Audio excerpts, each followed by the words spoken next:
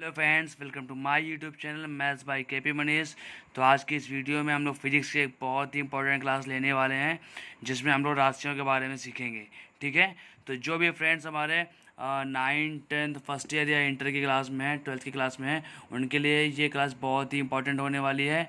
और साथ ही वे सारे सभी दोस्त जो कि बैंक, एसएससी, रेलवे या कोई भी गवर्नमेंट सेक्टर की कोई भी कॉम्पिटिटिव एग्ज़ाम की तैयारी कर रहे हैं, उनके लिए भी ये क्लास बहुत ही इंपॉर्टेंट होने वाली है। क्योंकि यहाँ से एग्ज़ाम्स में ज़रूर क्वेश्चंस आते हैं, कोई ना कोई क्वेश्चन ज़रूर आते हैं। तो चलिए स्टार्ट करते हैं हम लोग। यहाँ पर हम लोग बिल्कुल बेसिक से सीखेंगे। और दोस्तों, मैं आपको एक चीज़ बताना चाहूँगा कि यहाँ पर हम आपको नोट्स प्रोवाइड कर रहे हैं, हैंड रिटन नोट्स प्रोवाइड कर रहे हैं। तो आप भी एक कॉपी बना लीजिए और सारे नोट्स सिस्टमेटिक बनाते चलिए हमारे साथ साथ में। ठीक है, तो चलिए स्टार्ट करते हैं हम लोग। राशियाँ। तो आज का हमारा टॉपिक क्या है? राशियाँ। तो आप देख सकते हैं कि राशियाँ दो प्रकार की होती हैं। राशियाँ दो प्रकार की होती हैं। नंबर एक है अदिश राशि और नंबर दो है सदिश राशि। नंबर एक अदिश राशि, नंबर दो सदिश राशि।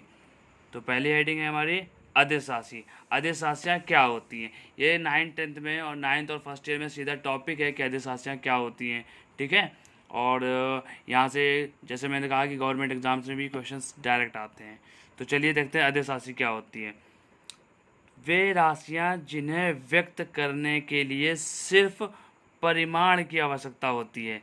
सिर्फ परिमाण की आवश्यकता होती है, दिशा की नहीं, अदिश राशियाँ कहलाती हैं।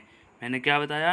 वे राशियाँ जिन्हें व्यक्त करने के लिए सिर्फ परिमाण की आवश्यकता होती है, दिशा की नहीं, अदिश राशियाँ कहलाती हैं। ठीक है, तो आप समझ गए होंगे कि जिनको रिप्रेजेंट करने के लिए जो भी स्टूडेंट इंग्लिश मीडियम से है, मैं उनको भी एक्सप्लेन करता चलूँगा साथ में कि वे क्वांटिटीज़ जिनको रिप्रेजेंट करने के लिए सिर्फ मैग्नीट्यूड की रिक्वायरमेंट होती है। सिर्फ मैग्नीट्यूड, परिमाण की इंग्लिश होती है मैग्नीट्यूड। सिर्फ मैग्नीट्यूड की रिक्वायरमेंट होती है, डायरेक्शन की रिक्वायरमेंट नहीं होती है। अदिश राशियाँ कहलाती हैं, स्केलर क्वांटिटीज़ कहलाती हैं। अदिश राशियों को स्केलर क्वांटिटी भी बोलते हैं। ठीक है, तो वे राशियाँ जिनको रिप्रेजेंट करने के लिए सिर्फ मैग्नीट्यूड की रिक्वायरमेंट होती है, डायरेक्शन की नहीं, अदिश राशियाँ कहलाती हैं, स्केलर क्वांटिटीज़ कहलाती हैं।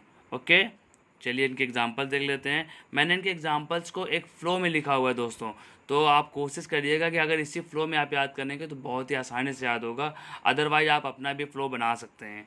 ठीक है, तो देखिए मैं क्या है, द्रव्यमान, दूरी, समय, चाल, आयतन, कार्य, शक्ति, ऊर्जा, ताप, विद्युत धारा, विद्युत विभव आदि। लगभग जितनी महत्वपूर्ण राशियाँ होती है, मैंने सभी महत्वपूर्ण अदिश राशियाँ यहाँ पर लिख रखी हैं। तो आप इनको ज़रूर याद कर लीजिएगा। ठीक है, देखिए फ्लो मैंने आपको बताया, इसी फ्लो में मैं आपको खुद बोलकर सुना दे रहा हूँ कि द्रव्यमान, दूरी, समय, चाल, आयतन, कार्य, शक्ति, ऊर्जा, ताप, विद्युत धारा, विद्युत विभव। अगर आप इस फ्लो में याद करेंगे तो बहुत ही आसान हो जाएगा आपको याद करने में। ठीक है, आई होप कि आपको ये समझ में आ गई होगी। ठीक है, तो चलिए हम थोड़ा आगे बढ़ते हैं। नेक्स्ट राशि आती है हमारी सदिश राशियाँ। नेक्स्ट राशि आती है हमारी सदिश राशि। सदिश राशि क्या होती है? तो चलिए देख लेते हैं। इसका जस्ट अपोजिट है कि वे राशियाँ जिन्हें व्यक्त करने के लिए परिमाण के साथ साथ दिशा की भी आवश्यकता होती है।